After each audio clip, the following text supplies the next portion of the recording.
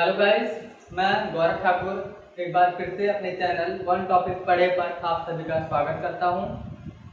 जब हम किसी भी चीज़ को पढ़ते हैं, समझते हैं या जानते हैं तो हमारे लिए सबसे ज़्यादा नॉलेज यानी ज्ञान अर्जित करने वाली बात ये होती है कि इसको पढ़ने के बाद आपको आखिर समझ में क्या आ रहा है।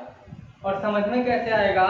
जब तक आप जो चीज़ पढ़ेंगे उसके कंसेप्ट को समझेंगे और वहाँ पर जो भी लिखा हुआ है उस चीज़ का जब तक कोई अर्थ होगा, जब तक उसका कोई भी अर्थ नहीं होगा तो आप उसको समझ नहीं पाएंगे और ना ही आप उसी को प्रैक्टिस कर पाएंगे और ना ही वो चीज़ इतना जल्दी आपको आ पाएगी। तो राइट एवरीबॉडी, आज हम बात करने वाले हैं आप सभी के सामने कुछ ऐसे शब्द जिनके अर्थ काफ़ी डिफरेंट टाइप्स के होते हैं और उनका सिर्फ जो सब पॉइंट होता है यानी जो एक वर्ड सब्स्टेशन होती है वो एक जैसी होती है। तो ओके एवरीबॉडी, समय को बेकार ना करते हुए हम लोग शुरू करते हैं हमारा आज का टॉपिक। इस टॉपिक का नाम है शब्द अर्थ। ज़्यादा तो नहीं है लेकिन हाँ इतने इंपॉर्टेंट कंसेप्ट को मैं आपके सामने लेकर आया हूँ कि इसमें से कुछ ना कुछ पॉइंट या कुछ ना कुछ ऐसे शब्द अर्थ जरूर होंगे जो आपको कहीं ना कहीं किसी न किसी एग्जाम में देखने को जरूर मिलेंगे। मैं आपके सामने जो शब्द अर्थ आज मैंने लिखे हैं ये लगभग मैंने 35 शब्द अर्थ यहाँ पर लिखे हुए हैं, तो होप सो इनसे आपको आपके आने वाले एग्जाम में काफ़ी सारी हेल्प मिल सकती है। तो सबसे पहला है नारी हृदय, यानी जिसका मतलब होता है नारी का मन। उसके बाद है अनुभवी, तजुर्बेकार या परिपक्व। अनुभवी कौन व्यक्ति होता है? जिसको किसी न किसी काम का कई वर्षों तक उसका अनुभव होता है, यानी उसने वो काम को कई सालों तक किया होता है, उसे हम अनुभवी बोलते हैं। मनोरथ यानी इच्छा, आपके मन में जो भी कोई विचार चल रहा है, कुछ भी सोच रहे हो, समझ रहे हो, जान रहे हो या किसी से कुछ कह पा रहे हो, वो आपके क्या है? मन के विचार है, आपकी इच्छाएं हैं। उसके बाद है मियाद। मियाद को हम कार्य या काम भी कहते हैं। मैं पढ़ाता हूँ या आप लोग पढ़ते हैं या कुछ और कोई भी काम व्यक्ति करता है तो उसका कार्य होता है, काम होता है, जो वो करता है उसे हम क्या कहते हैं? मियाद भी कहते हैं। उसके बाद है मुखमंडल, जिसे हम क्या कहते हैं? फेस यानी चेहरा। मुखमंडल जो कि काफी सांस्कृतिक शब्द निकल के बाहर आया है, मुखमंडल चेहरा। उसके बाद है कृतज्ञता यानी एहसान। आप किसी से उसकी सहायता करने के लिए या किसी भी काम के उससे हेल्प करते हो, उसकी मदद करते हो तो आप उसको बार बार जताते हो, तो बताते हो, तो वो चीज क्या कहलाती है? एहसान कहलाता है। कृतज्ञता, एहसान। अधीर यानी बेचैन, आप कोई भी काम कर रहे हो इतना जल्दी कर देते हो कि वो फटाफट हो जाता है, फिर ये नहीं पता चलता कि वो सही हो रहा है या गलत हो रहा है। तो वो चीज कौन करता है? बेचैन व्यक्ति करता है, अधीर व्यक्ति करता है। तो फटाफट जब क्या हो, बस इस काम को कंप्लीट कर दिया जाए।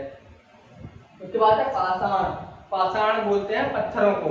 पुराने पत्थर जो होते हैं उसे हम पहले के कालों में जो क्या कहा करते थे उसे हम पत्थर कहा करते थे, पाषाण कहा करते थे। पदार्पण यानी आगमन, कोई व्यक्ति आपके घर में आया है, अतिथि आया है, कोई भी मेहमान आया है, ये दोनों अतिथि और मेहमान मैंने आपके सामने अभी दो शब्द बोले हैं, तो इसका पॉइंट क्या है? पदार्पण यानी आगमन, किसी का आना। प्रसादों यानी महलों, राजा महाराजाओं के क्या होते थे? महल होते थे। तो प्रसादों, ये सब एक कंसेप्ट आया है, इसका मतलब क्या होता है? महलों। विप्र यानी ब्राह्मण, ये कास्ट होती है, एक जाति होती है, एक किसी का कोई समुदाय का एक वर्ग होता है जिसे हम विप्र भी कहते हैं, जिसका मतलब क्या होता है? ब्राह्मण होता है। उसके बाद व्यसन यानी बुरी लत।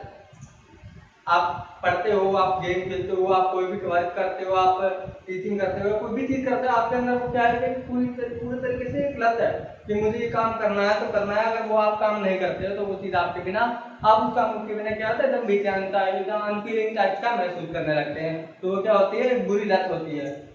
उसके बाद है निंदा यानी दोष कथन, निंदा, बुराई करना। ठीक है, तो इसमें यहाँ लेकिन शब्द का जो अर्थ निकल कर आता है वो आता है दोष कथन। अगर आपको कहीं भी दोष कथन भी लिखा मिले उसका अगर पूछे जा रहा है कि निंदा, निंदा सब लिखा हुआ है, उसके आगे ऑप्शन दिया है दोष कथन या बुराई करना, तो आप दोनों को राइट लगाएंगे।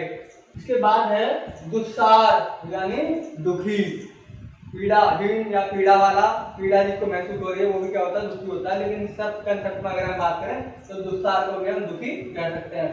प्रस्थान यानी रवानगी, प्रस्थान अपने जगह पर, एक जगह से आप आए हो, जहाँ से आए थे आप वहां पर वापस जा रहे हो, तो वो क्या है? आपका प्रस्थान करना है यानी रवानगी होना है, वहां के लिए आप क्या हुआ? निकल चुके हो, रवाना हो रहे हो। उसके बाद है गाछ।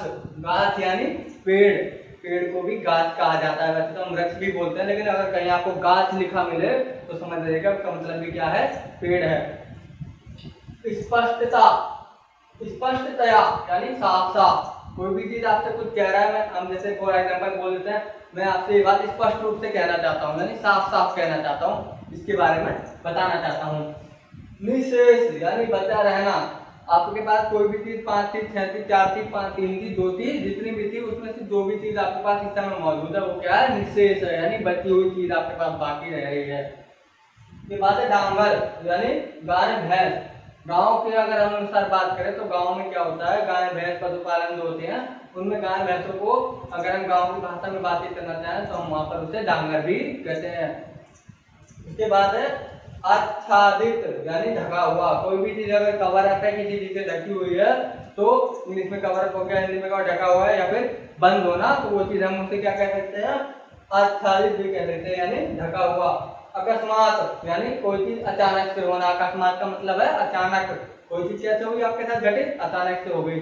आप जिन्हें से उतर रहे हो, जिन्हें पर चल रहे हो, तरह से आपका पैर स्लिप होगा, आपको पता नहीं था तो क्या हुआ, अकस्मात हो गया, अचानक से हो गया। पतंगे यानी कीट, कीट कीड़े मकोड़े होते हैं ना, तो उसे हम पतंगे भी कहते हैं। ये मत समझिए कि पतंगे यानी बहुत सारी पतंगे, नहीं नहीं, इसका मतलब होता है पतंगे यानी कीट। अंगारक यानी गर्म, गर्म जिसको हम इंग्लिश शब्द से बोलना चाहे तो HOT हॉट बोलते हैं, हॉट मतलब गर्म और कोल्ड मतलब ठंडा। तो यहाँ पर क्या है, अगर शुद्ध हिंदी के अनुसार अगर आप समझेंगे तो उसको हम अंगारक भी कह सकते हैं, जिसका मतलब क्या होता है, गर्म होता है। सुदूर यानी बहुत दूरी पर, कोई व्यक्ति आपसे कम से कम 50 60 100 70 80 100 200 300 किलोमीटर 300 मीटर दूर खड़ा है तो क्या है, बहुत दूरी पर है। कोई चीज यहाँ पर आप चंद्रमा क्या है, आप उसको रात को देखते हो या दिन में सूर्य को देखते हो तो क्या आपसे बहुत दूरी पर है, उसका आप क्या कह सकते हो, सुदूर कह सकते हो। समक्ष यानी जो चीज बिल्कुल आपके सामने है, समक्ष का मतलब होता है सामने, आपके ठीक सामने वो चीज रखी हुई है, खड़ी है या बैठी हुई है, कोई भी चीज है एक्सेट्रा आपके ठीक क्या है, सामने है, समक्ष है। उसके बाद है दम्भी, दम्भी का मतलब होता है घमंडी। घमंडी जिस इंसान को अपने दौलत का, काम का, हुनर का, किसी भी चीज का उसके मन में बात आती है कि बस मैं ही हूँ और कोई इसके बारे में कुछ नहीं जानता है, मुझे सब कुछ आता है, तो वो चीज क्या, उस चीज को उसका क्या होता है, घमंड हो जाता है। दम्भी को हम की गिनती भाव बड़ी मात्रा, इसको हम दम्भी को घमंडी भी कहते हैं। चेतना होता है होश, चेतना का क्या मतलब होता है, होश। जब आप कोई चीज आप मतलब फॉर एग्जाम्पल आप कमजोरी के कारण बेहोशी हो गए तो दैन आप जब होश में आया तो उसको हम व्याकरण के तौर पर समझना चाहें तो चेतना का मतलब भी होश होता है। उसके बाद अगर हम बात करें मेधावी यानी प्रतिभाशाली, आपने बहुत बार देखा होगा कॉम्पिटिशन के एग्जाम होते हैं, कुछ बड़े बड़े एग्जामिनेशन फॉर्म दिए जाते हैं, फिल किए जाते हैं, उनको उनके जरिए एग्जाम कंडक्ट करा जाता है, तो उसको कौन से मेधावी छात्र उसमें प्रतियोगिता पास करते हैं। और अभी आपने जैसे प्रतिभा वगैरह विद्यालय का एडमिशन होता है तो वहाँ पर क्या होता है, मेधावी छात्रों को चयनित करने के लिए पेपर लिया जाता है। कौन से बच्चे देते हैं, प्रतिभाशाली यानी जिसमें अन्य बच्चों के मुकाबले क्या होता है, कुछ अच्छा कॉन्फिडेंस लेवल और उसका स्टडी लेवल बहुत ज्यादा बेहतर होता है। तो मेधावी का मतलब होता है प्रतिभाशाली।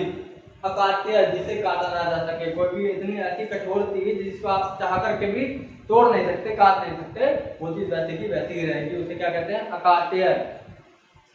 अव्यवस्थित व्यवस्था तैयारी ना होना, फॉर एग्जाम्पल आप कोई भी काम करने जा रहे हैं, आपको पता नहीं था उसमें क्या क्या चीज का यूज होने वाला है, क्या क्या चीज चाहिए थी, क्या क्या चीज नहीं चाहिए थी, तो आप वो काम पूरी तरीके से अच्छे ढंग से नहीं कर पाएंगे, तो इसकी क्या होगा, अव्यवस्था हो जाएगी, आपको वो काम क्या हो सकता है, बिगड़ भी सकता है, आप उस काम को करने में असफल भी हो सकते हैं।